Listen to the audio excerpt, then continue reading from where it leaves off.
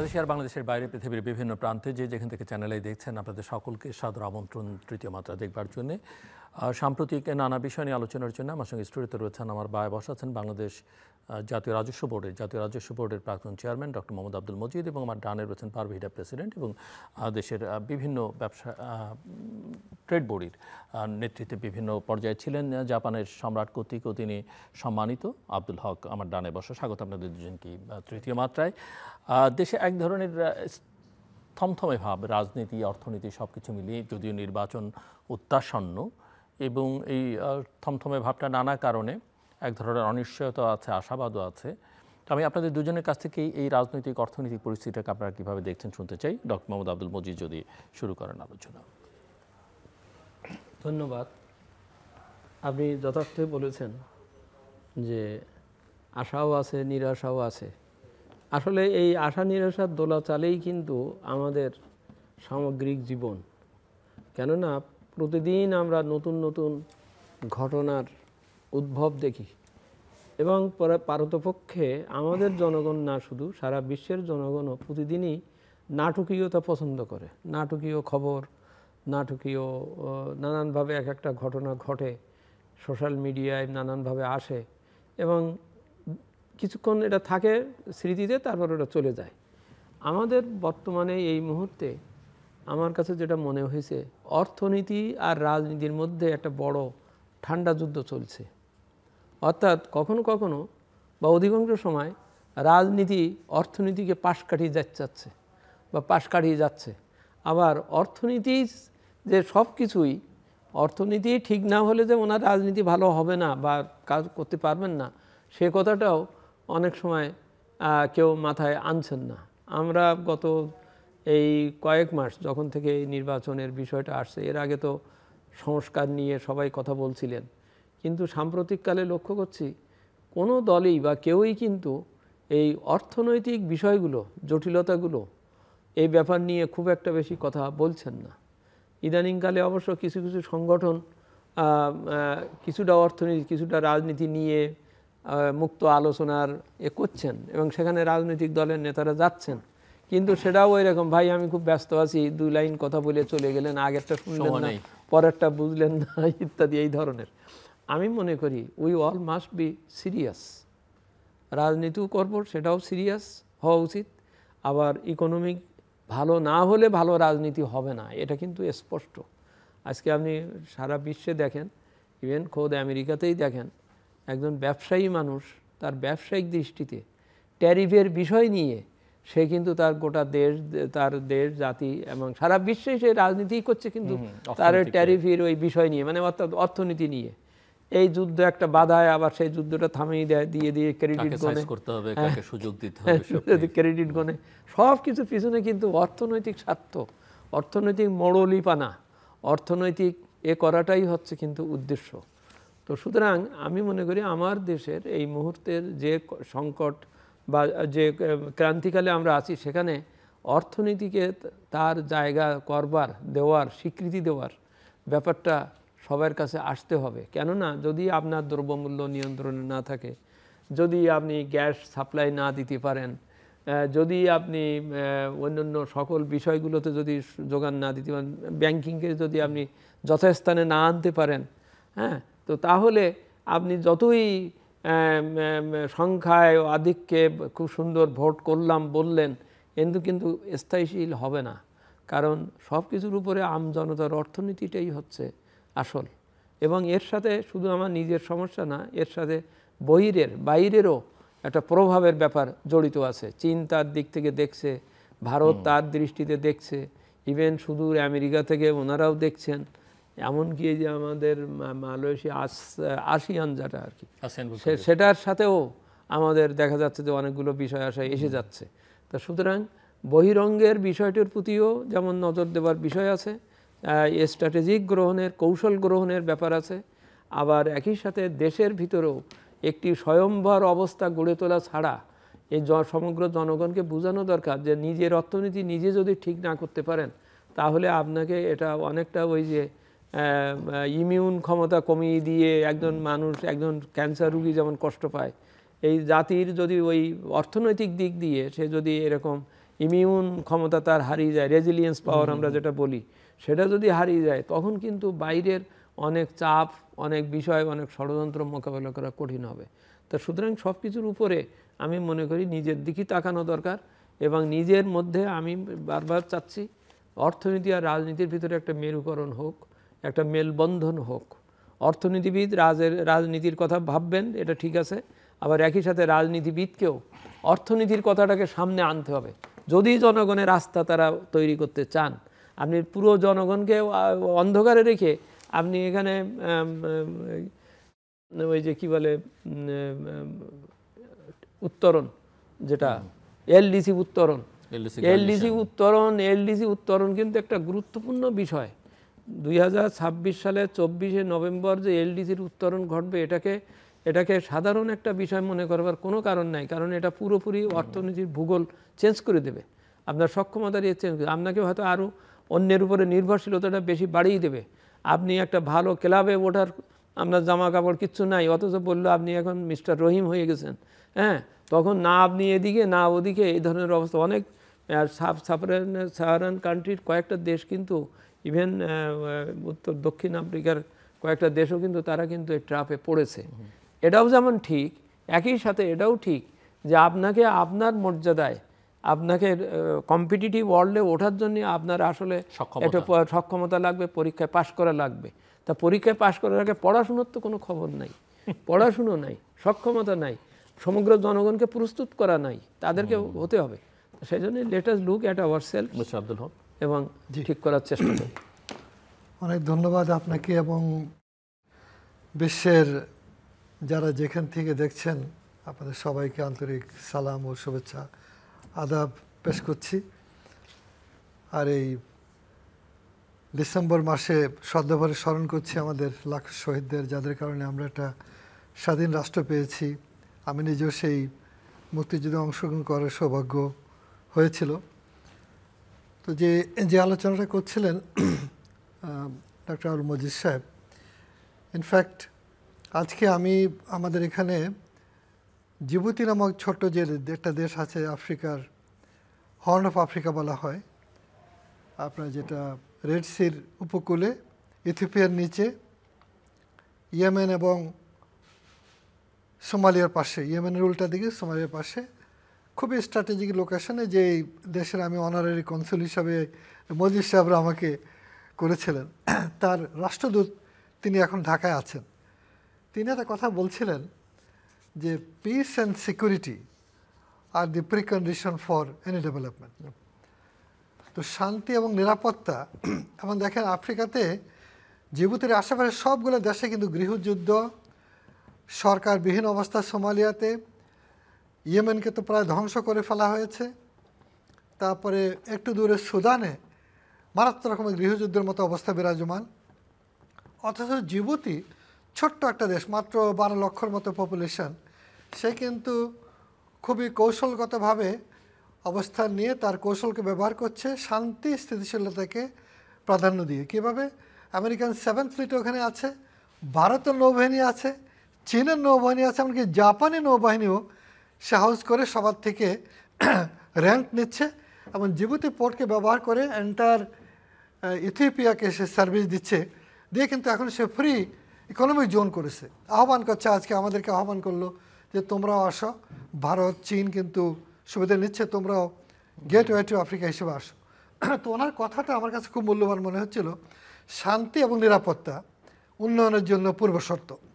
আমাদের এখানেও বর্তমানে বাংলাদেশের যে অবস্থাটা, তাতে কিন্তু শান্তি এবং নিরাপত্তা বিধানের জন্যই আমাদের খুব জরুরিভাবে নির্বাচনটা দরকার। আমরা হয়তো, আমি নিজেও কিন্তু আশাবাদী ছিলাম যে এটা এত বড় রক্তপাত। প্রশ্নটাও থাকবে আপনাদের দুজনের কাছে যে 16 মাস পেরোলো, আমরা শুরু করেছিলাম অগাস্টে 2024-এর 3টে লক্ষ্য নিয়ে, নির্বাচন, সংস্কার এবং বিচার। কোথায় দাঁড়িয়ে আছি আমরা?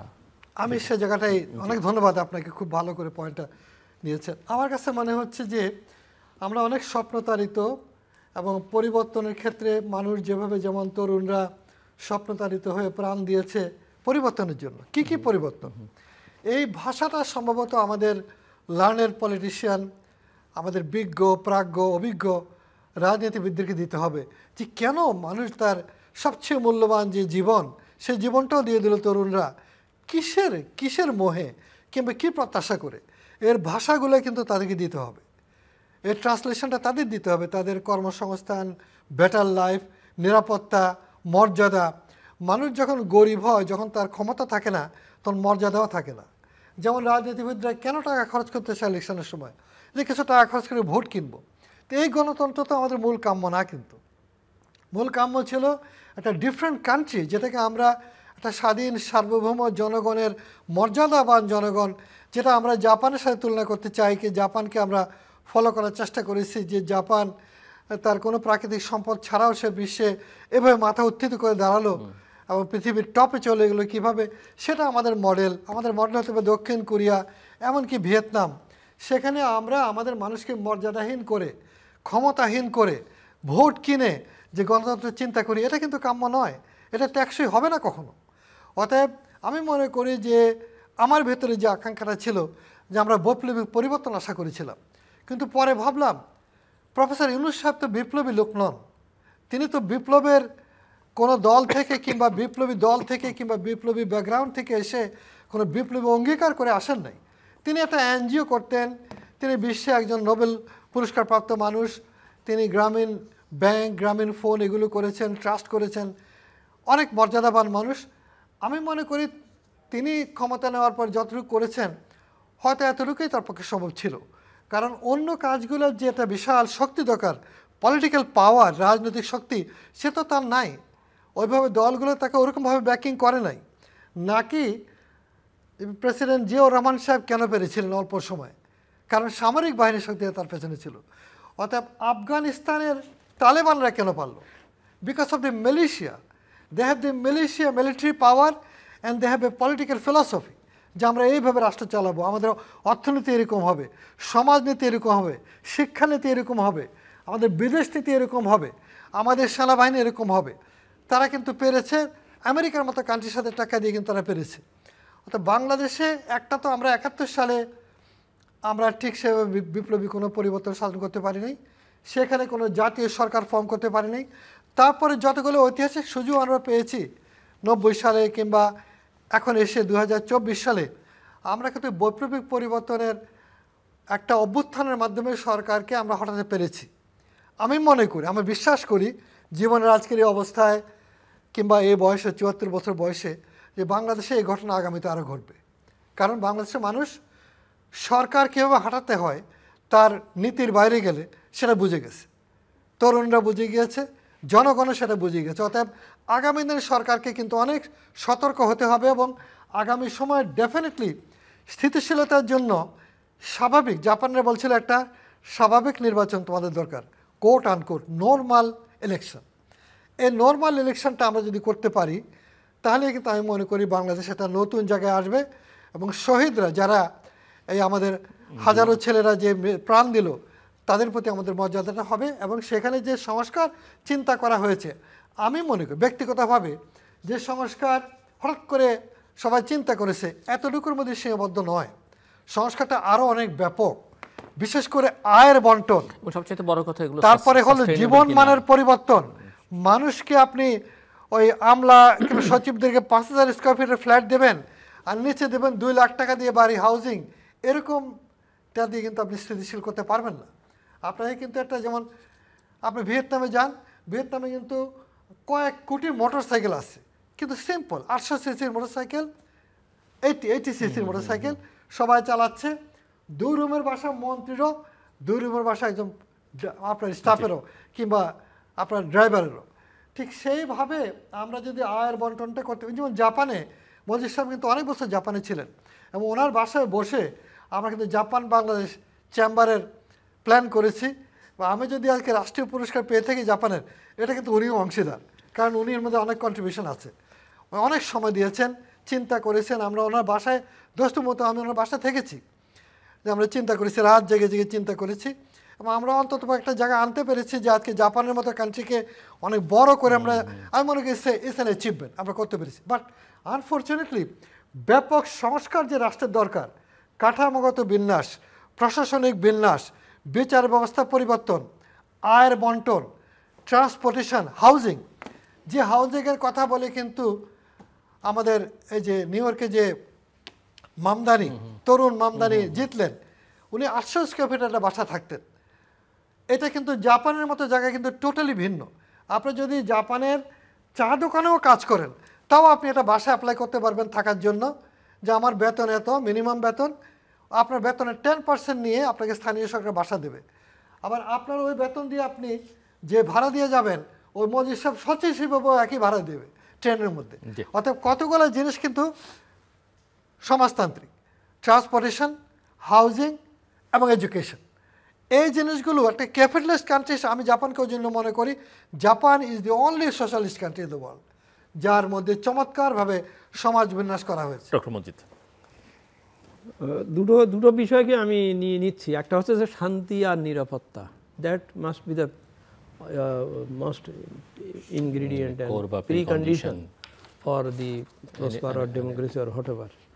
সেই জায়গাতেই এবং একটা বৈষম্য বিরোধী একটা প্রচণ্ড একটা আন্দোলনের পরে যদি আমার মন মানসিকতায়, আমার চিন্তাভাবনায়, আমার কর্মকৌশলে যদি উপস্থিতি নিশ্চিত না করা যায়, ওই যে যারা আন্দোলন করেছিলেন তারা কিন্তু একবার আমার খুব স্পষ্ট মনে হচ্ছে, তারা বলছে আমরা এমন একটা জিনিস দেখতে চাই যেন আর যেন কেউ স্বৈরাচার না হয়। এক সেন্টেন্সই যথেষ্ট। কিন্তু সেইটার থেকে আমরা মন মানসিকতা, আমাদের চিন্তা চেতনায়, ধারণাকে আমরা কিন্তু সেই পর্যন্ত নিয়ে যেতে পারিনি। কিছু যে হয়নি তা বলছি না, কিন্তু এটা যথার্থ বা এইভাবে হচ্ছে না আর কি। এবং এটা ঠিক যে বৈষম্য বা সাম্যবাদী একটা সমাজ গঠন না করলে পর আপনি বৈষম্য দিয়ে আপনি এটা জাতিকে জাগিয়ে তুলতে পারবেন না। কারণ একজন হতাশায় থাকবে, আরেকজন কিছু করবে না। আপনি রাস্তায় গাড়ি চালিয়ে যাচ্ছেন, উৎসবের সময় পুলিশ আপনার গাড়ির রিকুইজিশন নেবে, নিয়ে গাড়িগুলো সব বসিয়ে রাখবে, তারপরে ওই গাড়ি বসিয়ে রাখার জন্যও পয়সা নেবে, সরকারের কাছ থেকে বিল নেবে। আবার আপনারও কদিন আপনার সার্ভিস আপনি পেলেন না, প্লাস আপনার ড্রাইভারের খাবারটা, মানে অর্থাৎ আমি কথাটাকে খুব সূক্ষ্মভাবে যে বলতে চাচ্ছি এই যে আমাদের মন মানসিকতায়, আমাদের সিস্টেমের ভিতরে আমরা এমন কোনো পরিবর্তন এই দুঘিরি পাষাণে ঘষে সুবাসী চন্দন আমরা কিন্তু আসলে করতে পাচ্ছি না বা পাচ্ছি না, যার জন্যে একেবারে গ্রাসরুট লেভেল পর্যন্ত প্রতিটা অফিস, প্রতিটা কাজের ভিতরে দেখতে পাচ্ছি অত্যন্ত অসঙ্গতি।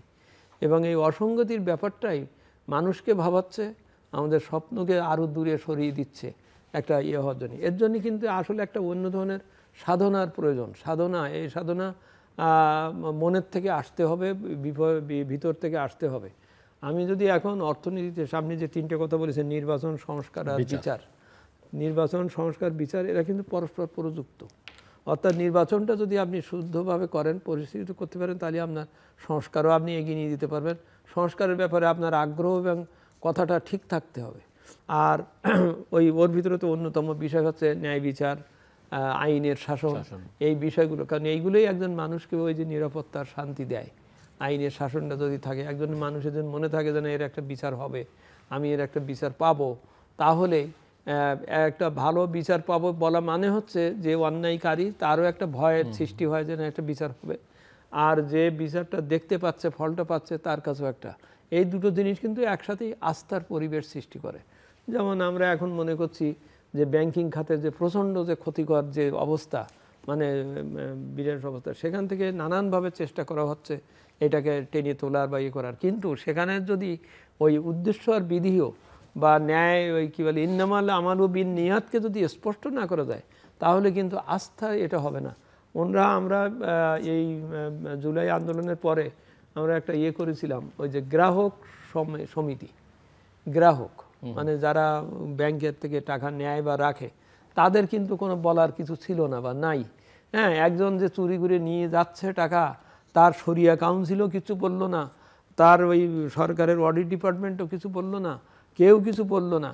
কিন্তু যন্ত্রণাটা, কষ্টটা হয়েছে কিন্তু এই গ্রাহকের, কারণ ওর টাকা, ওর কষ্টের টাকা এখানে রাখা, এইটা বলবার বা বাধাবার কোনো থাকলো না। এখন এই যে যেমন 5টা ব্যাংক এক করা হচ্ছে, সব কিছু করা হচ্ছে, কিন্তু এই কথাটাই স্পষ্ট করতে হবে সবার কাছে আস্থা ফেরানোর জন্যে। আস্থা না থাকলে কিন্তু ওই ব্যাংকিং সিস্টেমের কোনো কাজ করবে না। সেটা হচ্ছে এই যে না, যে টাকা নিয়ে গেছে সে টাকা আমি উদ্ধার করছি, আমার এই স্ট্র্যাটেজি এই করা হচ্ছে, আমি তার মালিকানা কেড়ে নিচ্ছি না কি করছি সেটা স্পষ্ট করতে হবে, নইলে দুদিন পরে এসে সে তো বলবে যে আমার ব্যাংক আমার ফেরত দেন, হ্যাঁ, ইত্যাদি। আমি এই জন্য একটু স্মরণ করি 1975-এর পরের থেকে 82 সাল পর্যন্ত ওই সময়ে যে সংস্কারগুলো হয়েছিল বাংলাদেশে, এবং বিশেষ করে 91 থেকে 95 বা ওই যে কিছুদিন, এইগুলোই কিন্তু আমাদের অর্থনীতিকে সব কিছুকে কিন্তু একটা মাত্রা দিয়েছে। যেমন 75-এর পট পরিবর্তনের পরে যেহেতু ওখানে বাকশাল করে বা ওই যে ন্যাশনালাইজেশন করে, যে ব্যারিস্টার রফিকুল হক ন্যাশনালাইজেশন অর্ডার ড্রাফট করলেন 72 সালে বঙ্গবন্ধুর থেকে, সেই রফিকুল হকরে দিয়ে জিয়াউর রহমান ডিন্যাশনালাইজেশন অর্ডার করেন বাই দি সেম পারসন, যে বলছেন যে উদ্দেশ্যে আমি জাতীয়করণ করেছিলাম সেই উদ্দেশ্য তো একবার সম্পূর্ণ হয়ে গেছে। ফলে এই যে 78 সালে এবং 79 সালে এসে ডিন্যাশনালাইজেশন করে কিন্তু প্রাইভেট সেক্টরে আসলো, প্রাইভেট সেক্টর লেড ইকোনমি ইত্যাদি ইত্যাদি। এবং 82 সালের ওনার মৃত্যুর কিছুদিন আগের 2টা আদেশ তারা এমনভাবে তৈরি করলেন, একটা হচ্ছে ফরেন ইনভেস্টমেন্ট 81 সালে foreign investment promotion and protection act, এটা কিন্তু 81 সালে করা, ওইটা দিয়েই কিন্তু বিদেশ থেকে ফরেন কারেন্সি আসার ব্যাপার হলো, এই ইনভেস্টমেন্ট আসার ব্যাপার হলো। আরেকটা হলো ওই যে এক্সপোর্ট প্রসেসিং জোনস অথরিটি, হ্যাঁ, কিন্তু ওইটা এক্সপোর্ট প্রসেসিং জোন অথরিটি বেবজার চিটাগাংয়ের এগুলো হলেও আসল জিনিসটা করা গেল 89 সালে এসে বিওআই অ্যাক্ট করে আর কি। কিন্তু 91 সালে এসে 91 থেকে 95 পর্যন্ত আপনি দেখবেন যে অর্থনীতির মেন জিনিসগুলো কিন্তু ওই সময়টা হয়েছে। এই যে চিটাগাং স্টক এক্সচেঞ্জ প্রতিষ্ঠা, তারপরে আপনার ওই ইন্টারন্যাশনাল চেম্বার অফ কমার্সের বিষয়টা, তারপরে কারেন্সিকে ফ্লোটিং করে দেওয়া, তারপরে আইএমএফের ওই যে অধিকার পাওয়া, এই সবগুলো কিন্তু ওখানে হয়েছে। কিন্তু অ্যাট দ্য সেম টাইম 96-এ এসে দেখেন, আমরা ভালো করে জানেন 95 সালে কিন্তু জাপান আমাদের পুরো চট্টগ্রামকে একটা ইকোনমিক হাব করে দিতে চাইছিল, জাইকা রিপোর্ট করে দিয়েছিল, সব কিছু করে দিয়ে বলা ছিল যে ওখানে সে এয়ারপোর্ট বানাবে, তারপরে টানেল বানাবে, সব কিছু করবে। 96-এ এসে দেখেন কি বলে, পলিসিতে ভুল করলে কি হয়। 96-এ এসে 15 দিনের মধ্যে প্রাইভেট ইপিজেড অ্যাক্ট পাশ করা হলো। প্রাইভেট ইপিজেড কেন করা হলো? ওই কোরিয়াকে দেওয়ার জন্য, চট্টগ্রামের ওই পারের জায়গাটা, যার জন্যই জাপানিরা, আমরা তখন জাপানে আর কি, জাপানিরা পুরোপুরি দুঃখিত হয়ে যে আমি জায়গার রিপোর্ট দিয়ে যেখানে তোমার আমি এত ঘুরে দিতে চাচ্ছিলাম, সেখানে তুমি কোরিয়ানকে আমার এই জায়গা দেওয়ার জন্য বা সুযোগ দেওয়ার জন্য, ওরা তো সাপের নেউলের সম্পর্ক স্বাভাবিক। এই যে স্ট্র্যাটেজিক ভুলগুলো, এই স্ট্র্যাটেজিক ভুলগুলোর জন্য সেই জাপানকে আমাদেরকে টেক করতে শেষ পর্যন্ত আমরা শুধুমাত্র এয়ারপোর্টের সিগনেচারটা করাতে পেরেছিলাম, আর কোনো কিছু হয়নি। সেই টানেল কত বছর পরে আমরা চীনের কাছ থেকে অত টাকা দাম দিয়ে, অথচ আমরা সেই সময় করতে পারতাম। আমি অর্থাৎ বলতে চাচ্ছি যে একটা সরকারের দৃষ্টি সম্পন্নের ব্যাপারটা খুব ইম্পর্ট্যান্ট, কারণ সেটা হলেই পর আপনি একটা পাবেন। তো আমাদের মাঝে মাঝে যে সুযোগগুলো আসছে, সেই সুযোগগুলো যখনই একটু কিছু করে হয়তো এগিয়ে যাওয়া যাচ্ছে, তখনই মাথা কেটে দেওয়া হয়েছে বা একটা অন্যভাবে করা হয়েছে, করে আবার পিছাই দেওয়া হয়েছে। আমরা সেই ধরনের একটা জটিলতার মধ্যে আছি, কিন্তু আমি মনে করি আশাবাদী থাকতেই হবে। কারণ আমি সব কিছুর উপরে মনে করি জনগণ যদি ঠিক থাকে, তাহলে ও যে যতই চাণক্যর পলিসি করুক আর যাই করুক, সব কিন্তু হয়ে যাবে। জনগণের ঐক্য, জনগণের আত্মবিশ্বাস, জনগণের সাধনা, সব কিছু এটা ঠিক থাকে। সুতরাং জনগণকে ভুলে গেলে হবে না। আমি যে পদক্ষেপই নিচ্ছি, যে এটা নিচ্ছি, আমি ব্যাংকের সেক্টরে যদি আমি আস্থা ফিরাতে চাচ্ছি, যদি মনে করি আমার ওই এতটা মানুষের এই যে টাকার এই যে ইন্টারন্যাশনাল লিজিং এর প্রায় প্রতিষ্ঠানগুলোর টাকা ছিল ওখানে, এই মিড লেভেলের প্রতিষ্ঠানগুলোর সবগুলো বসে যাচ্ছে, কারণ ওই টাকাটা নেওয়া যাচ্ছে না, যায়নি। ওই পিকে হালদারের বিচার বা করে তো কোনো লাভ হচ্ছে না, টাকা তো আসেনি, টাকা আসার কোনো পদক্ষেপও নাই। তো সুতরাং এই জিনিসগুলো দেখতে হবে যে রক্তক্ষরণটা কোথায় হচ্ছে, সেই রক্তক্ষরণটা ঠেকাবার জন্যে কি করা দরকার, এবং সেখানেই অবশ্যই জনমত, জনগণের সাপোর্ট ছাড়া কিন্তু হবে না। হক, দেখুন, অ্যাকচুয়ালি ডেফিনেটলি জনগণ জেগেছিল বলেই কিন্তু আপনার 5ই আগস্ট হতে পেরেছে। আমাদের জনগণ, আমি মনে করি যে বাংলাদেশের জনগণকে ঠিক যদি অর্গানাইজ করা যেত, তার যে মধ্যে যে একটা বিপ্লবী চেতনা আছে সেটাকে আনফর্চুনেটলি পলিটিক্যাল পার্টি, যেমন জিয়াউর রহমান সাহেব কিন্তু অল্প সময় ক্ষমতায় এসে যে পরিবর্তন এনেছিলেন, আমরা যে সাক্ষী, আমরা যারা দেখেছি যে টোটালি হতাশ, দুর্নীতি, জুট মিলগুলোতে খালি প্রতিদিন আগুন লাগছে, পুড়ে যাচ্ছে, হয়তো ওই 100 টন মাল কিনে 1000 টনের বিল করেছে, সব পুড়িয়ে দিয়ে বলছে আগুন লেগে গেছে, এইগুলো দেখছিলাম তখনই জিয়াউর রহমান সাহেব এসে কিন্তু ক্ষমতা নেওয়ার পরপরই তিনি মানুষকে মোবিলাইজ করলেন। কীভাবে? চলো কিছু করি, খাল কাটি। তাহলে এত খাল কোথায় কাটবে? আসলে ইট ওয়াজ এ রূপক আর কি, টু মোবিলাইজ পিপল। এই মানুষকে যে মোবিলাইজ করি তিনি শেষ পর্যন্ত যখন এই যে মেট্রোপলিটন পুলিশ, তারপরে সংস্কারগুলো যে করলেন, অল্প সময় কিন্তু অর্থনৈতিক ট্র্যাকে আনলেন। শিক্ষা দীক্ষার মধ্যে যে নকল প্রবর্তন বাদ দিয়ে একটা সিস্টেমে আসলো। তারপরে আমাদের ছাত্রদের মধ্যে থেকে উনি বাছাই করে সারা দেশ থেকে মেধাবীদের সিঙ্গাপুরে, হিজবুল বাহার নামে একটা জাহাজ ছিল, তাদের সিঙ্গাপুরে পাঠিয়ে তাদের অনেকে কিন্তু সচিব হয়েছে পরে। এটা মেধাতান্ত্রিকতাকে প্রাধান্য দিয়েছিলেন। নিজে সৎ থেকে অত্যন্ত সিম্পল জীবনযাপন করে 1300 সিসি গাড়িতে চড়ে উনি কিন্তু দেখিয়েছেন যে কীরকমটা হতে পারে। আমি মনে করি অসাধারণ একটা উদাহরণ তিনি তৈরি করে গেছিলেন, যেটা মানুষ আজও মূল্যায়ন করে, যে তার এই অবদানটা ওই সময় টোটালি একটা ভঙ্গুর রাষ্ট্রকে। সেই জন্য অ্যাকচুয়ালি যেটা মজিদ সাহেব বললেন, আমার মনে হয় যে ডেফিনেটলি যে ভিশনটা কী হবে পলিটিক্যালি, এখন আমাদের সামনে কিন্তু কয়েকটা বিষয় অত্যন্ত গুরুত্বপূর্ণ। একটা হলো যে প্রাইভেট সেক্টর তৈরি করা হয়েছিল, আমরা যে প্রাইভেট সেক্টরের আচরণ দেখলাম বিগত সময়ে, যাদেরকে সরকারের পেটুয়া কিংবা অলিগার্ক যেটা বলা হয়, অলিগার্কও কিন্তু এটা সম্মানের কথা। এটা তো দানব, লুটেরা তৈরি করা হলো, যারা টোটাল কান্ট্রিকে ব্যাংকরাপ্ট করে, লিটারেলি ব্যাংকরাপ্ট করে কিন্তু আজকে যে বললেন যে অনেকগুলা কিন্তু এনবিএফআই শেষ, অনেকগুলা ব্যাংকের আবার সরকার নিয়ে টাকা দিয়ে বাঁচাতে হচ্ছে। এইটা কিন্তু যদি না হতো, শেখ হাসিনা কিন্তু পালাতে হতো। উনি কিন্তু 1 মাস 1.5 মাসে চালাতে পারতেন না, শ্রীলঙ্কার মতো পালাতে হতো, কারণ ওই অবস্থা চলে গেছিল। কিন্তু ইট ওয়াজ বিয়ন্ড কন্ট্রোল। বরং 5ই আগস্ট শেখ হাসিনাকে বাঁচাই দিচ্ছে। কীভাবে? তাকে ব্যাংকরাপ্ট হতে হয় নাই, এবং আমাদের যে 1.5 কোটি মানুষ বাইরে আছে তারা টাকা পাঠিয়ে ডলারটাকে স্টেবল করেছে 1 বছরের মধ্যে। এবং যদি এখন বাংলাদেশ ব্যাংক ডলার না কিনতো, ডলারের দাম কিন্তু কমে যেত একদম নিশ্চিত। এই কেনা বন্ধ করে দিলে কিন্তু এটা 100-110 টাকা চলে আসতে পারে। তার মানে বাংলাদেশের ইকোনমিকের যে শক্তিটা, সেই শক্তিটাকে শুধুমাত্র এসালম গ্রুপ কিংবা মাসুদদের যে টাকা লুণ্ঠনের লাইনগুলোকে কেটে দিয়েছে বর্তমান গভর্নর সাহেব এবং বর্তমান আমাদের অর্থ উপদেষ্টা মহোদয়, তারা যেটা করেছে এই জায়গাটা প্রশংসনীয় আমি মনে করি। করাতেই কিন্তু ইমিডিয়েটলি যে বেনিফিটটা কান্ট্রি পেল। যেখানে এলসি খুলতে পারতো না, তারা কিন্তু সরকার সব দায় দ্বারা কিন্তু পেমেন্ট করেছে। অন্যান্য অনেক অপ্রয়োজনীয় প্রকল্প টাকা তারা দেয়নি, কিন্তু প্রয়োজনীয় সব তারা করেছে। ডলারের রিজার্ভ এখন 30 বিলিয়নের উপরে আছে, এবং আপনার এটা কিন্তু বাড়ছে, এবং এলসিতে কোনো সমস্যা নাই, বরং আমাদেরকে বলছে তোমরা এলসি খুলো। এই জিনিসটা প্রমাণ করে যে গভর্নেন্স, সঠিক পরিকল্পনা এবং যদি ভিশন থাকে এবং দুর্নীতিমুক্ত হয়, তাহলে বাংলাদেশে ঘুরে দাঁড়াতে বেশি সময় লাগবে না। এবং বাংলাদেশের জনগণকে আপনি আস্থা নিতে পারেন, যারা 71 থেকে শুরু করে এই 2024 সালে প্রমাণ করেছে রক্ত দিয়ে তরুণেরা যে তারা পৃথিবীতে একটা অন্যতম জাতি। আমি মনে করি, আমি বিশ্বাস করি এবং আমি আস্থা রাখি আমাদের মানুষের উপরে। শুধুমাত্র আমাদের সমাজ হচ্ছে রাজনীতি, আমাদের সমাজ হচ্ছে উপরে।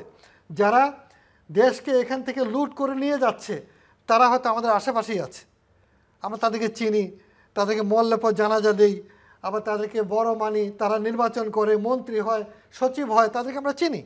কিন্তু এখনও মানুষ তাদেরকে কিন্তু খুন করে নাই, তাদেরকে প্রত্যাখ্যান করে নাই, তাদের জানাজাকে প্রত্যাখ্যান করে। ওই জায়গায় যাওয়া দরকার আমি মনে করি। আমি সেখানে আমি বলতে চাচ্ছি, এই যে ব্যাংকের যে লুট হয়েছে, আমি বাংলাদেশ ব্যাংকের একটা কমিটিতে আজকে আপনার এখানে আসার আগে মিটিং দিয়েছিলাম, আমি দেখছি কি ভয়ঙ্করভাবে লুটটা হয়েছে। এবং সে লুটটা পৃথিবীর ইতিহাসে নজিরবিহীন। অনেক ঘটনা পৃথিবীতে ঘটেছে, কিন্তু এইভাবে নয়। যেটা রাষ্ট্র, সরকার, তার আশেপাশে সব মানুষরা মিলে তারা কি বুঝে করেছে, তারা কি ভেবেছে তারা কি করছে, এবং তারা কি এটা হিসাব করছে যে এর পরিণাম কী হতে পারে? আমার মনে হয় করে নাই, আমি নিশ্চিত এটা করে নাই। এরা আমি তখনও কিন্তু শেখ হাসিনা যখন ক্ষমতা ছিলেন তখনও কিন্তু সাহস করে আপনার অনুষ্ঠানে এই কথাগুলো বলার চেষ্টা করেছি যে আপনি বঙ্গবন্ধু কন্যা হিসেবে জবাবদিহি করতে হবে আপনাকে। খুব বেশি দিন লাগে নাই, তাকে হয়তো চলে যেতে হয়েছে, যেটা একটা মর্মান্তিক ঘটনা। এবং এই বাংলাদেশে আগামীতে হয়তো এটা হতে পারে যদি রাজনীতিবিদরা না শিখেন, সবক না নেন।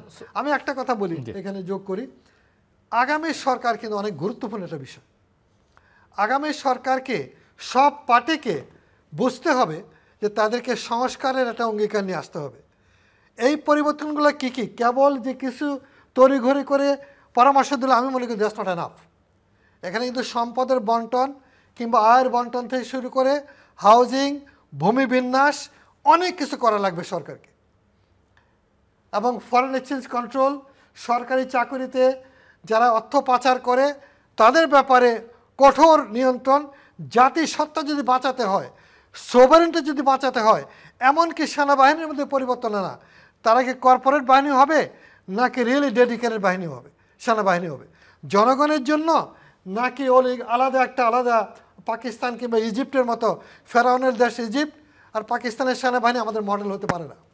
আমরা মুক্তিযুদ্ধ করছি, অর্থাৎ বুঝতে হবে, সবাই তাদেরকেও বুঝতে হবে যে আমি এলিট, আমি ওই কি যেন জলসিঁড়ি নাকি, তারপরে পূর্বাঞ্চলে আমি আলাদা করে থাকলাম আর শুয়োরের বাচ্চা কুত্তার বাচ্চা মতো জনগণ থাকলো, এটা হবে না, এদেশে হবে না।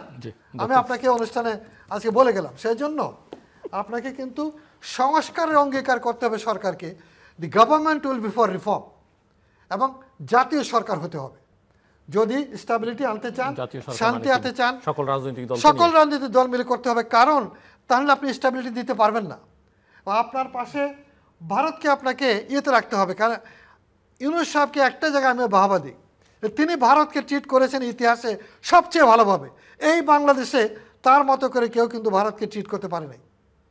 অর্থাৎ ভারত আপনাকে তখনই মর্যাদা দেবে যখন আপনি মর্যাদার সত্যিকার উপযুক্ত হবেন। তো ভারতকে মর্যাদা দিচ্ছে এখন? আমাকে মর্যাদা দিচ্ছে না, ভারত দেয়নি বলেই কিন্তু সে আমার গণতন্ত্র নিয়ে খেলেছে। এই জবাবটা তাকে দিয়েছে জনগণ, জনগণ দিয়েছে তাকে। অর্থাৎ আগামীতে তাকে বুঝতে হবে যে বাংলাদেশের সাথে এই ট্রিটমেন্ট চলবে না। ডক্টর মজিদ, শেষের কথাটার থেকেই আসি। আসলে ভারতে কিন্তু পর্যালোচনা হচ্ছে যে সে তার প্রতিবেশীদের সাথে তার পলিটিক্স, তার ওই যে বড় ভাই সুলভ আচরণের একটা পরিবর্তন বা উপলব্ধি কিন্তু তার আসছে, এটা আসতেই হবে। কারণ সেটা শুধু তার একার জন্য সে দায়ী না, কিন্তু আমরা দায়ী যে আমরা তাকে হতে দিয়েছি। আমাদের অজ্ঞতা, মুখ্যতা, আমাদের পদলেহী যে শ্রেণী আছে তারা কিন্তু করেছে। যখন তারা এদের নলেজ নেই, যখন আপনার নলেজ থাকবে না তখন আপনি শেষ, আপনি তো দাস। আপনি সংখ্যায় হলে মানুষের লাভ হবে, শত শত মানুষদের কোনো লাভ হয় যদি আপনার নলেজ না থাকে। আপনি তো সুযোগ করে দিয়েছেন, আপনি এমন চুক্তি করেছেন যে চুক্তির বলে সে আপনার সোভারেন্টি নিয়ে কম্প্রোমাইজ করতে পারেছে। আপনি এমনভাবে আপনার বাহিনীগুলোকে ধ্বংস করেছেন, ইনস্টিটিউশনগুলোকে ধ্বংস করেছেন, বিচার ব্যবস্থাকে ধ্বংস করেছেন, শিক্ষা ব্যবস্থাকে ধ্বংস করছেন। তো আপনি তো পরাধীন হয়ে যাচ্ছেন। অর্থাৎ উত্থিত হওয়ার জন্য নবজাগরণ দরকার, নতুন চিন্তা দরকার, সংস্কারকে নিতে হবে ওই জায়গায়। মেয়ারলি কয়েকজন বসে কিছু, আমি মনে করি যে ইটস নট এনাফ।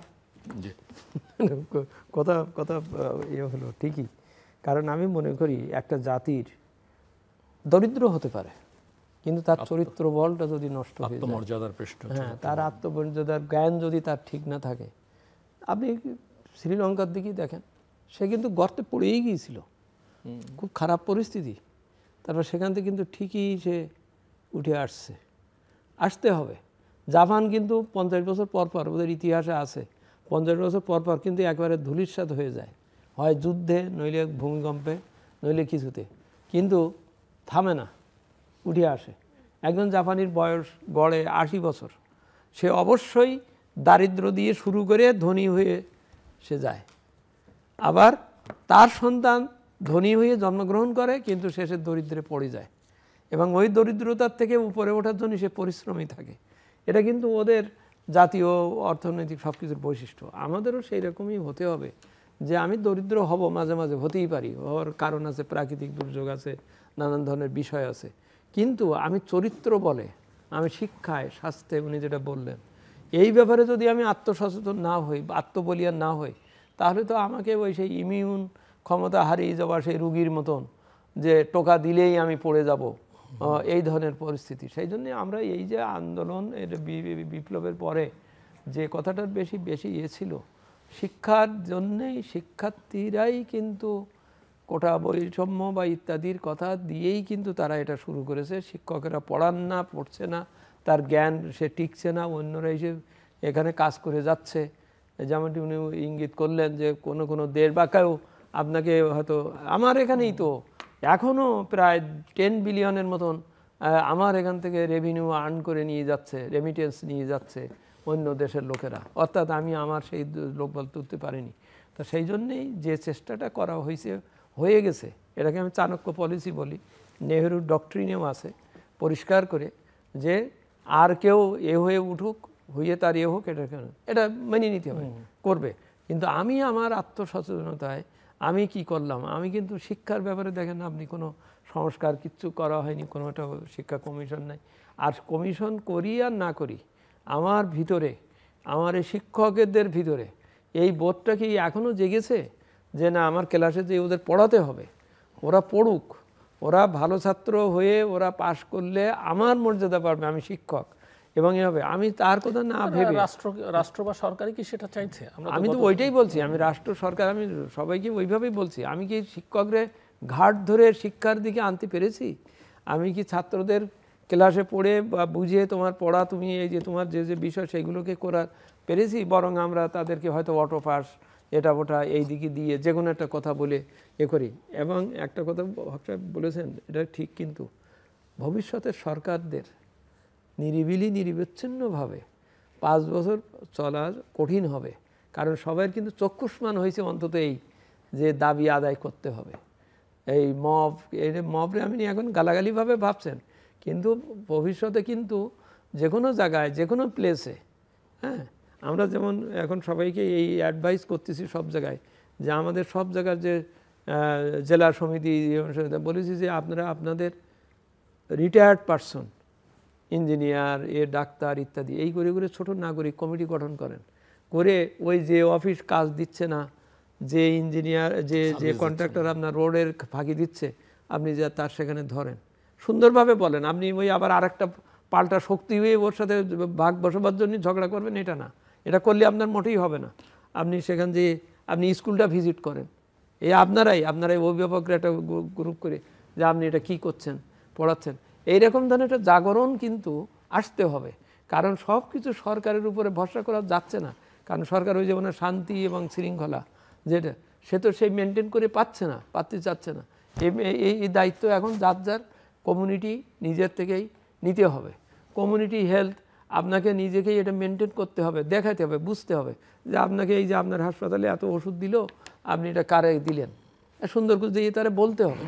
আপনি জানেন কিভাবে এলজিডির ইঞ্জিনিয়ার কাজে ফাঁকি দেয়, because you are the chief engineer এক সময়, বা আপনি ভালো করে জানেন রোডের চিফ ইঞ্জিনিয়ার কী করতে পারে, সেইগুলো যে এই যে বলতে হবে। অর্থাৎ আমি চাচ্ছি যে একটা সামাজিক আন্দোলন, সামাজিক আত্মসংগঠনের, আত্ম উপলব্ধির একটা আন্দোলন আসা দরকার। শুধু হঠাৎ করে একটা আন্দোলন হলো আর অনেকে মারা গেলেন, এটা না।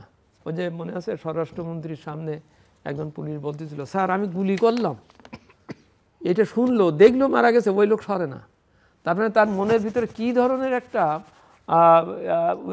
তেজ বা আমি বলি উঠছে, সেইটাকে জাগ্রত রাখতে হবে, সেই বোধটাকে জাগ্রত রাখতে হবে যে yes, my sacrifice will bring some changes, সেই চেঞ্জটা আনতে হবে। এমনি যদি আপনাদের দুজনের কাছে জিজ্ঞেস করি, যেহেতু নির্বাচন ফেব্রুয়ারিতে হবার কথা রয়েছে, কি ধরনের চ্যালেঞ্জ সরকারের সামনে দেখেন আপনি, বা নতুন সরকারকে যদি আপনি বুঝতে চাই যে তাদের আসলে প্রথম 1 বছর বা 6 মাসের কি পরিকল্পনা করা উচিত? ওই যে প্রথম ওইটাই শান্তি এবং শৃঙ্খলা, জনগণকে একটি শান্ত শৃঙ্খলা এবং একটা আস্থার দিতে হবে, কথা দিতে হবে। এই যে ওনারা যে বানাবেন, ম্যানিফেস্টো বানাবেন, সেখানে কিন্তু ওয়ার্ডিংগুলো, কয়েনিংগুলো খুব সুন্দর করে করতে হবে। এরকম যেন না হয় আমি বললাম আমি এইটি করলাম না।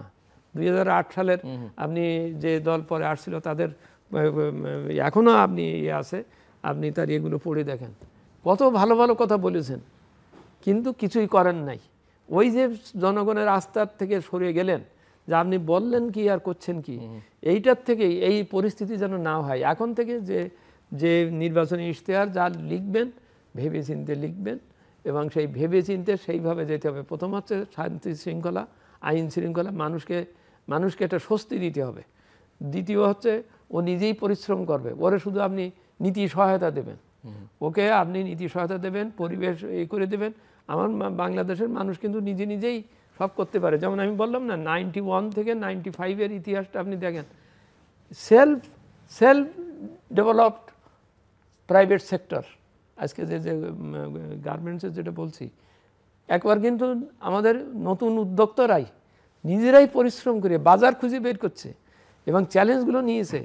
MFA যখন 2005 সালে আসে, আমরা খুব ভয় পেয়ে গিয়েছিলাম যে MFA হতে পারে এটা টিকবে না, কিন্তু ঠিকই দেখেন ওই সময় সাইফুর রহমান সাহেব কী সুন্দর একটা পথ বের করলেন যে ব্যাক টু ব্যাক এলসি এবং আরও কী কটা জিনিস এনে ওই আমরা MFA-র চ্যালেঞ্জ কিন্তু মেরেছি। অর্থাৎ চ্যালেঞ্জ নেওয়ার মতন বেসরকারি খাতকে আপনাকে দিতে হবে, সাহস এবং নীতি সহায়তা বলছি।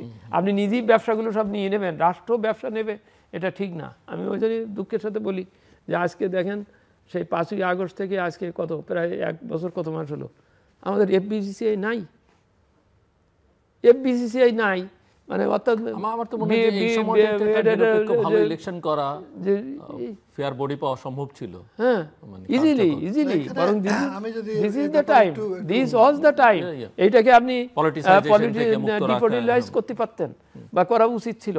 এবং এই সময় একটা আসবে, আমি FBCCI-কে শুধু একটা শাব্দিক অর্থে একটা প্রতিষ্ঠান মনে করছি না, it is the leadership of the private sector.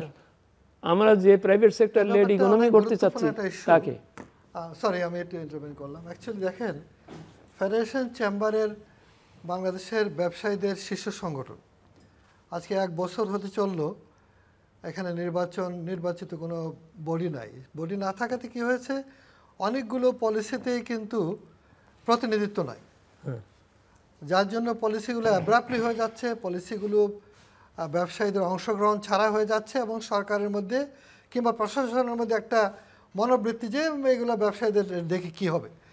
কিন্তু ব্যাপারটা হচ্ছে যে আপনি তো এখানে অভিজ্ঞতাটা পাচ্ছেন না, আপনি ইনপুটগুলো পাচ্ছেন না। এখন আমাদেরও দোষ আছে, এমন বাণিজ্য মন্ত্রণালয় যে ইনহেরেন্টলি অনেক যে ভুলগুলো করে আসা হয়েছে সেটা খুব তাড়াতাড়ি সংস্কার করার চেষ্টা করা হয়েছিল। এখানে দরকার ছিল একটা কমিশন করে বিশ্বমানের একটা, এ তো আপনার দেশে একা নাই, সব দেশে কিন্তু শীর্ষ বাণিজ্য সংগঠন আছে, কীরকম হবে তার প্রতিনিধিত্ব কীরকম হবে, মেম্বার কীরকম হবে, ইলেকশন কীরকম হবে, এটা ওয়ান্স ফর অল সমাধান করা যেত। আনফর্চুনেটলি এটা আমরা মিস করেছি। কিন্তু আমি মনে করি আগামী সরকারের জন্য এটা একটা বড় কাজ হবে যে এখান থেকে যে তলবি বাহক তৈরি হয়েছে রাজনৈতিক প্রভাব বিস্তার করে যে ওখানে মানে প্রেসিডেন্ট বানানো, মেম্বার বানানো, ডাইরেক্টর বানানো, এই প্রবণতা চিরতরে রোধ করার জন্য আগামীতে সংস্কার করা দরকার হবে। এবং সেইখানে যাতে প্রকৃত ব্যবসায়ীরা, উদ্যোক্তারা আসতে পারে সেটাকে নতুন করে বিধান করা একদম টোটালি ঢেলে সাজানো দরকার। আমি জীবনের অনেকটা সময়টা দিয়েছি এবং আমি গ্রেটফুল যে ওনাদের সাথে আমাদের সম্পর্কগুলো এখান থেকে কিন্তু আমি গিয়েছি এবং প্রেসিডেন্ট কিংবা কোনো বড় পদে না থেকেও আমি জাপান বাংলাদেশ সম্পর্কের জন্য কাজ করতে পেরেছি এই ফোরাম থেকে, এবং সেটা রাষ্ট্রীয় পর্যায়ে আমরা বড় রকমের একটা অবস্থান তৈরি করতে পেরেছি। আমি মনে করি আই এম রিয়েলি গ্রেটফুল যে এই সংগঠনটা পুরো দেশের ব্যবসা বাণিজ্যের জন্য অত্যন্ত গুরুত্বপূর্ণ এবং সরকারের জন্য গুরুত্বপূর্ণ। কারণ সরকার এন্টায়ার কান্ট্রির সমস্ত প্রতিনিধি, অঞ্চলের প্রতিনিধি, সেক্টরগুলোর প্রতিনিধি এখান থেকে পেতে পারেন এবং সেটা নিশ্চিত করার জন্যই এই সংস্কারটা করা দরকার।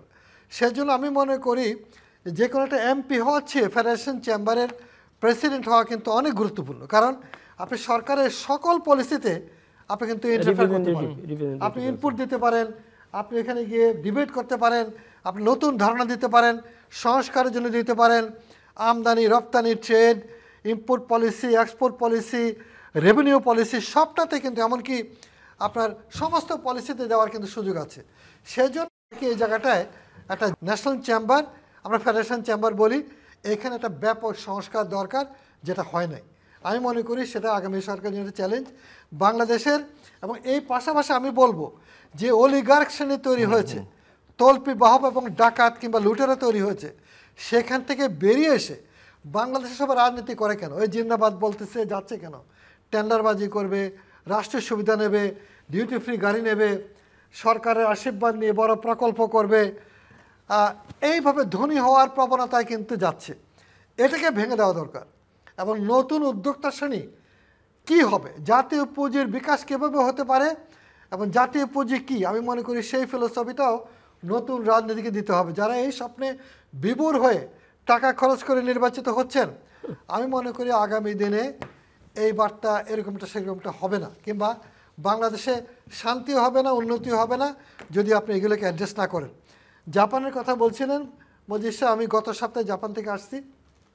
দেখেন জাপানে কিন্তু সব কিছুর পরেও তারা একটা পুঁজিবাদী দেশ, কিন্তু সেখানে কতগুলো জিনিস কিন্তু সমাজতান্ত্রিক, আপনি বলেছেন। হ্যাঁ, অতএব সেই জিনিসটা একটা আদর্শ হতে পারে আমাদের জন্য।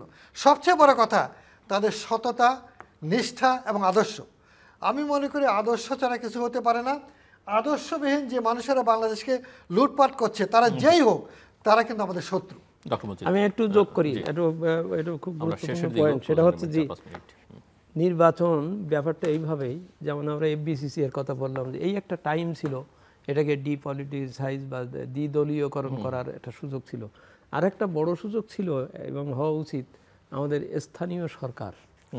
স্থানীয় সরকারগুলো যদি আমরা এই সময় যদি একটা করে ফেলতে পারতাম, কারণ এই স্থানীয় সরকারই হচ্ছে কিন্তু বড় সমস্যা। শান্তি বলি, নিরপেক্ষ, নিশ্চয়তা ইত্যাদি যা কিছু বলি, আর এরাও যে ওদেরকেই মানে ডিসেন্ট্রালাইজ না করে এখানে রেখে করে। এই সময় এই যে আমি বলি এটা ওয়াইল্ড থট মনে হবে, কিন্তু এই যে আমি গণভোট বলি বা বলি, একই সাথে ওই দিনই আমি যদি ইউনিয়ন পরিষদ এবং ওই জেলা পরিষদ বা ওই পরিষদের ভোটগুলো যদি ডাইরেক্ট করি এক খরচে এক পরিস্থিতিতে যদি আমি করে নিতে পারতাম, তাহলে ওরা কিন্তু ডিপলিটিসাইজড হয়ে যেত। কারণ আমি একবার সরকার গঠন করে তারপর যদি আমি স্থানীয় সরকার নির্বাচন করতে যাই, অটোমেটিক্যালি তো সে বুঝবে যে ইনি ক্ষমতায়, যেহেতু ওনার কাছে, যেহেতু সব কিছু সচিবালয়ের থেকে হয়, আমি যতই যা করি আমার কিচ্ছু হবে না। সুতরাং ওর অটোমেটিক্যালি ওর ওখানে আমি অমুক দল এই দল গণ মণ্ডল মারামারি এটা দে। আমার মনে এই একটা সুযোগ ছিল বা হতে পারে যে আমি যখন একটা সংস্কার সত্যিই চাচ্ছি, এই সংস্কারটা তো হওয়া উচিত যে স্থানীয় সরকার যেন তার ক্ষমতা তার নিজস্ব নিয়মে ফিরে পায়, ওদের ভিতরে প্রতিযোগিতা হোক। ওই আবার জাপানের উদাহরণ আসতেছে, তাদের 47টা প্রিফেকচার একে অন্যের সাথে প্রতিযোগিতা করে, বলে আমি দেখো এত উৎপাদন করেছি, এত এই করেছি ইত্যাদি, ও করে। এটা প্রতিযোগিতা। আমার তো প্রত্যেকটা জেলা পরিষদের এরকম প্রতিযোগিতার ব্যাপার হতো। আমার কেন্দ্রীয় রাস্তা বানাবার জন্য আমার এত কষ্ট করতে হয় না, ও জেলা পরিষদ ওর অংশটা সে করবে। আমরা মাঝখানে যে জেলা বাজেটের কথা বললাম, এই জেলা বাজেটটা হলো অন্তত, ইভেন আমরা এখান থেকে কয়েকটা আমরা সামাজিক বাইরের সাথে যে নিয়েছি, জরিপগুলো করেছি, সব জায়গাতে কথা ওইটাই কিন্তু, যে ওকে ওর জিনিস ওরে দেখতে দেন, ওর প্রতিযোগিতা করতে দেন। ও যে টোল তুলুক বা ওর এলাকায় রাস্তাটা কেন খারাপ হয়ে যাচ্ছে, হ্যাঁ, এটা বুঝতে হবে। রাস্তা যে এলজিডি রাস্তা আগে 7 বছর 8 বছর চলতো, সেই এলজিডি রাস্তা এখন 3 বছর চলে। জিজ্ঞেস করলাম কি ব্যাপার, বলছে কি আমার পোস্টিং এখানে 3 বছর, আমি যদি এই রাস্তা বানিয়ে যদি 7 বছর চলে, তাহলে আমার নেক্সট ম্যান এসে তো কাজ পাবে না, সে তো আমরা দুষবে, এই তুই কি করেছিস, আমার তো এখানে রাস্তা মেরামতের কাজ নাই। 1 2 হচ্ছে চেয়ারম্যানও, সে ইউনিয়ন পরিষদ চেয়ারম্যান বা যারা তারা 5 বছরের জন্য হয়, সে দেখে যে রাস্তা যদি সত্যিই 7 বছর বা 8 বছর সত্যিই ভালো থাকে যদি, তো তাই তো ওর সময় আর কিছু করার থাকবে না, ওর কোনো আয়ের উৎস থাকবে না। এটা পর্যন্ত সে দেখে না, খেয়াল করে না যে যে রাস্তার আমার 5 টনের গাড়ি চলার কথা, মানে এর বেশি হলে ওর হার্টসোল নষ্ট হয়ে যায়, রাস্তাগুলো যে নষ্ট হয়ে যাচ্ছে, এটাও পর্যন্ত সে দেখে না। ইউনও দেখে না, ও দেখে না ওই জন্যই যে জানে যে খারাপ হবে, উপরের থেকে টাকা আসবে, ওই ইঞ্জিনিয়ারের পয়সা হবে, আমিও কিছু ভাগ পাবো। এই রাস্তা যদি বহুদিন চলে, ভালো চলে, তো তাহলে তো এটা হবে না। অর্থাৎ এমন একটা জিনিস আমার ভিতরে ঢুকে গেছে, দলীয়করণের কারণে হোক যেভাবে হোক, এইটাকে ডিপলিটিসাইজেশন করা দরকার ছাড়া। তো এই একটা সুযোগ কিন্তু, যে এই সময় আমরা এই এক খরচে একদিনেই, আপনি নিউ ইয়র্কে বা সব জায়গায় দেখেন, আপনার ওই দিন হয়তো এই ট্রাম্প সাহেবের ভোটার চাই, ওদের কিন্তু এত বড় ইয়ে লিস্ট, কাউন্সিলর কেরা কে কেরা, একজন ভোটার যেয়ে কিন্তু সবগুলো করে দিচ্ছে একদিনে, এক ভোটে। তা আমার এখানেও যদি আমি ওইভাবে করে দিতাম যে ইউনিয়ন পরিষদের চেয়ারম্যানও তুমি নিয়োগ করে, তখন হবে কি ওই চেয়ারম্যানটা জানে না যে কোন সরকার আসবে, ও তখন কিন্তু অটোমেটিক্যালি ওই ইয়ে পাওয়ার সময়, নমিনেশন পাওয়ার সময় আসলে কিন্তু ভালো লোক চলে আসবে এই জন্যই, কারণ জানে না যে অমুক দল আসবে, আমিও দল। জাতীয় নির্বাচন করে ওই করা, আবার একই সাথে উল্টাও আপনি যদি ইউনিয়ন পরিষদ স্থানীয় সরকার ইলেকশন করে জাতীয় করতে চান, সেখানেও গণ্ডগোল, কারণ ওই তখন ওখানে একটা মারামারি হবে, বেশি হবে, ঠেকাতে পারবেন না। দিস ওয়াজ দ্য টাইম যে আমরা এইগুলোকে যদি এই সংস্কারটা যদি করতে পারতাম। দর্শক, অনুষ্ঠানের শেষ প্রান্তে সামাজিক যোগাযোগ মাধ্যম ফেসবুক, এক্স এবং ইউটিউবে তৃতীয় মাত্রা লাইভ স্ট্রিম হচ্ছে, আপনারা দেখতে পারেন। টেলিভিশনের পর্দায় দেখতে না পারলে যে কোনো সময় যে কোনো স্থান থেকে ইউটিউবে তৃতীয় মাত্রা চ্যানেলটি সাবস্ক্রাইব করে এই পর্ব বা পুরোনো পর্বগুলো আপনারা দেখতে পারেন। মিস্টার আব্দুল হক এবং ডক্টর মোহাম্মদ আব্দুল মজিদ, অসংখ্য ধন্যবাদ এই আলোচনা অনুষ্ঠানের জন্য। দর্শক, আমরা অর্থনীতি, রাজনীতি, বিচার, সংস্কার, নানা বিষয় নিয়ে কথা বলেছে আমার অতিথিরা। ঘুরে ফিরে ওই কথাগুলো যেগুলো আমরা সবসময় আলোচনা করি, যে পরিকল্পনার অভাব, দূরদৃষ্টির অভাব, শাসনের দুর্বলতা বা সুশাসনের অভাব, একটা করাপশন ফ্রি সোসাইটি কীভাবে করা যায় সেদিকে আমাদের মনোযোগের অভাব এবং ভিশনের অভাব, এই প্রসঙ্গগুলো ওনারা সামনে নিয়ে এসেছেন। এবং অভ্যন্তরীণ বহিস্থ নানা বিষয়ে যে নজর দেওয়ার জন্য যে সক্ষমতা বা যোগ্যতা থাকা দরকার, সেটাও এখানে অনেকখানি অনুপস্থিত। ট্রেড বডির প্রসঙ্গে আলোচনা এসেছে, আমরা রিফর্মের কথা বলছি, কিছু রিফর্মস হয়েছে, কিছু হওয়া দরকার, কিন্তু সেটা কতটা টেকসই হবে, এমনকি ব্যবসায়ী সংগঠনগুলোর মধ্যেও যে সংস্কার দরকার সেটাও, এবং এটা কেন গুরুত্বপূর্ণ আমার অতিথিরা সেটাও বোঝাবার চেষ্টা করেছেন। এবং মূল কথা, ডেভেলপমেন্ট আমরা সবাই চাই, এবং ডেভেলপমেন্টের জন্য প্রাথমিক যে পূর্বশর্ত সেটা আলোচনার শুরুতেই ওনারা নিয়ে এসেছেন, শান্তি এবং নিরাপত্তা। এই দুটো বিষয় যদি আমরা নিশ্চিত করতে পারি, তাহলে বাকি কাজগুলো অনেক সহজতর হবে। যেমন সব কথার মূল কথা যে কোনো পরিকল্পনার কেন্দ্রবিন্দুতে জনগণকে রাখতে হবে, এবং জনগণের কি শক্তি বাংলাদেশ 2024-এর জুলাই আগস্টে দেখেছে, এর আগে 90-তে দেখেছে, 1971-এ দেখেছে। ভবিষ্যতে যারা ক্ষমতায় বা রাজনীতিতে থাকবেন তারা যেন এটা সবসময় মাথায় রাখেন। কাজেই দেশের অর্থনৈতিক, রাজনৈতিক উন্নয়ন প্রক্রিয়ায় জনগণের অংশগ্রহণ নিশ্চিত করাটাই হচ্ছে প্রধানতম লক্ষ্য হওয়া উচিত। আমাদের সঙ্গে থাকবার জন্য অসংখ্য ধন্যবাদ, আপনাদের সবার জন্য শুভকামনা।